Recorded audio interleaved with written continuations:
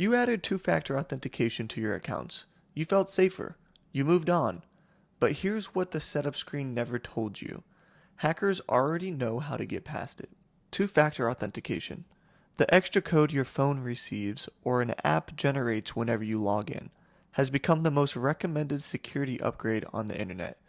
Banks push it. Email providers require it. Every tech company in the world calls it the single most important thing you can do to protect your accounts. And they're not wrong. It is important. But it isn't enough. Because hackers aren't trying to break two-factor authentication anymore. They're going around it. And the methods they use are simpler than you'd ever expect. In 2022, Uber got hacked. Not a minor breach. An 18-year-old attacker gained access to Uber's internal systems, their Slack workspace, their financial dashboards, their cloud storage, and their security infrastructure. Uber had two-factor authentication in place. It didn't stop anything. The attacker didn't crack the code or exploit some technical vulnerability. He understood something most people don't, that the weakest part of any security system isn't the technology. It's the person on the other end of it. There are three methods hackers use to bypass two-factor authentication. Once you know what they look like, you'll recognize them when they come for you. The first is called an adversary in the middle attack. It works like this. You receive a message, an email, a text, a notification that looks completely legitimate. You click a link. A login page appears. It looks exactly like the real site. You type your username and your password. Then it asks for your 2FA code. You enter it. The page throws an error. You think something went wrong, but nothing went wrong on your end. A hacker was sitting invisibly between you and the real website the entire time. The moment you typed your 2FA code, they used it to log into your real account. Your session was stolen in under 10 seconds. Automated tools called phishing kits with names like Evil Proxy make this attack easy to deploy at scale. Roger Grimes, a security researcher at KnowBe4, who has studied authentication bypass methods for over 2 decades, describes these kits as the most underestimated threat in modern cybersecurity. They're cheap, they're effective, and most victims never realize what happened. The second method is called MFA Fatigue, and this is exactly what took down Uber. The attacker already had the employee's password, purchased from a credential list on the dark web. He tried to log in. Uber's system responded by sending a push notification to the employee's phone. Approve or deny. The attacker tried again, and again. The employee's phone kept buzzing, notification after notification, sometimes minutes apart. Then the attacker messaged the employee directly through WhatsApp, pretending to be Uber IT support.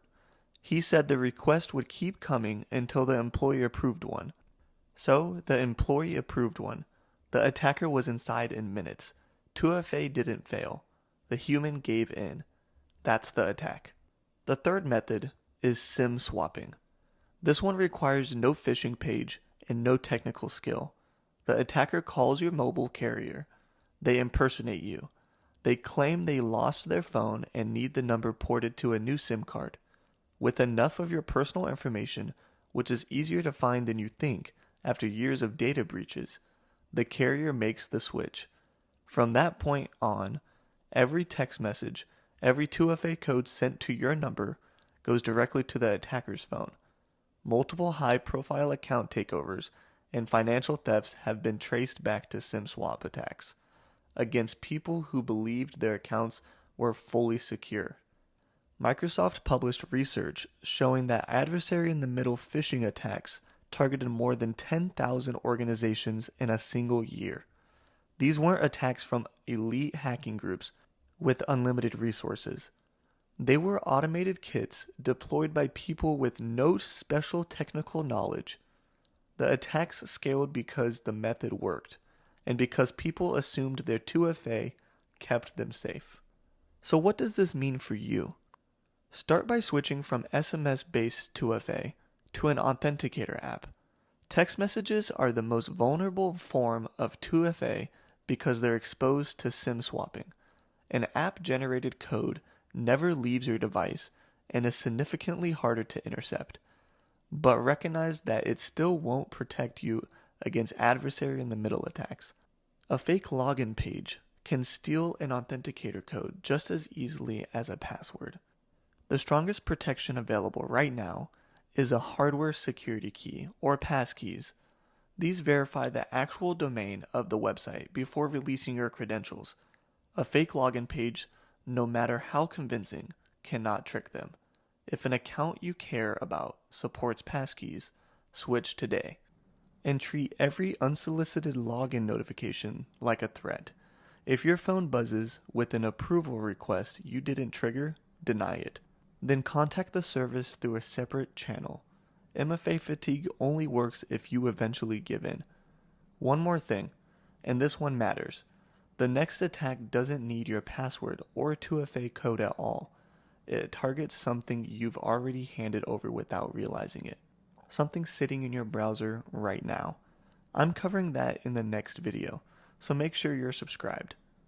You added two-factor authentication to your accounts. You felt safer. You moved on. But safety isn't a setting you turn on.